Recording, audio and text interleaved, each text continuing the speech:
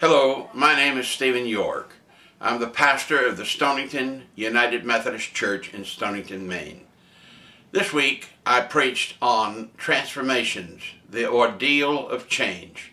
Change is difficult, but always necessary, and change is inevitable.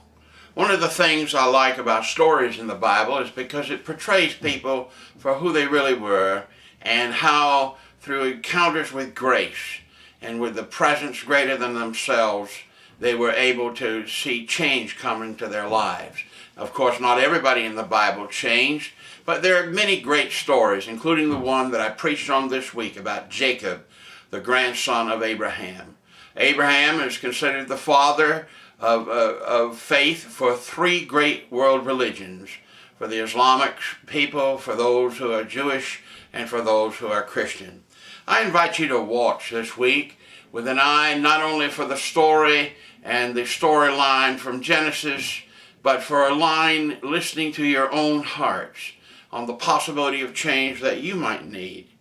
I love stories because they inform us, they teach us, and yes, as Nell Noddings at Columbia University Teachers College said, stories have the power to change lives. I believe that. Thank you so much for watching, and I encourage you to tune in each week here to see the message.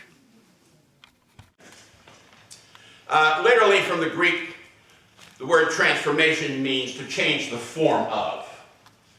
And one of the interesting characters in the Bible who takes up the whole last half of the book of Genesis is the character of Jacob. Now, just to give you a little background on Jacob, he was very significant. He was the son of Isaac, the grandson of Abraham. As you know, and I've told you, I think before, that Abraham is the source to whom three great world religions look. The Islamic faith, the Christian faith, the Jewish faith, all look and acknowledge Abraham as being a very significant person in the religion. Now, Jacob was interesting in many ways, according to the story in Genesis. And I'm going to give you a quick synopsis and then we'll talk about the current story about him. He was very interesting because his mother was 40 years old when he was born. He was a first birth, and he was a twin. And he had a brother named Esau. Now when we hear the story this morning, there's obviously been many years since birth, and there's a huge sibling rivalry. And where Nancy read this morning is finally, after years and years of separation, Jacob and Esau are going to meet. Jacob is having several anxiety attacks. He sends all kinds of gifts to his brother. He is very afraid because he had cheated his brother out of the birthright years ago, and his mother helped him. It's like a soap opera. It was an incredible story, and I'll talk about it a little this morning. And so he's afraid, and for good reason. Jacob and Esau, the story in Genesis tells us, were fighting even in the womb. It was such a bad pregnancy that the Bible says that Rachel said, if this is the way it's going to be, I just want to die. Now, I have, no first-hand knowledge of pregnancy, and I know, however, that it can be difficult to, at times, for people who are carrying a child to feel uncomfortable and wishing it were over. But this woman wished she could just commit suicide. That's how bad it was. And she did it. The story in Genesis is that they were fighting on who was going to come out of the womb first. Esau won. And he was named Esau because he was very hairy. Names in the Old Testament have meaning. He was very hairy, and he had reddish complexion, and actually actually, it talks about the earthiness. His name reflects earthy dirt. And very hairy. And Jacob, when the story goes that when the birth happened, he came out hanging on to Esau's heel with the idea that he wanted to come out first. And so Jacob literally means in the Hebrew heel, and it literally means supplanter, someone who is trying to take the place of another. And there's another variation in the Hebrew which says that it means he's a deceiver.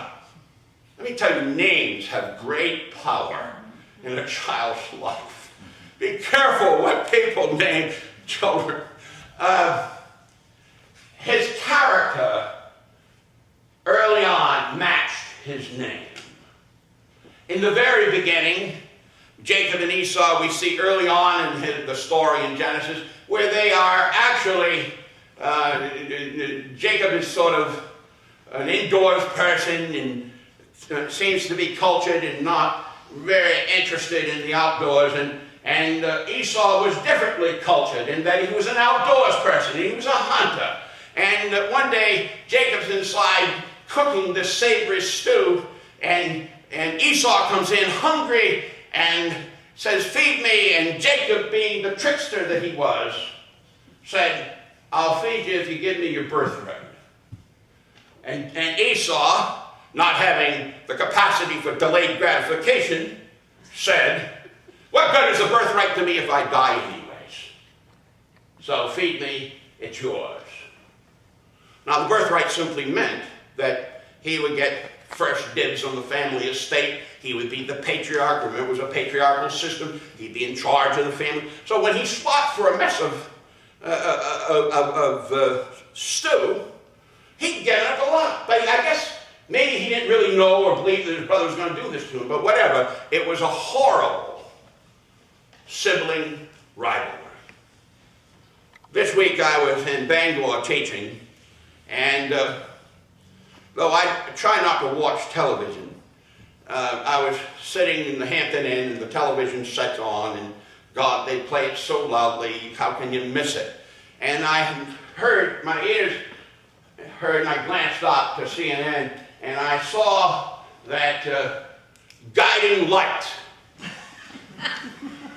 since 1936 was now going off the air.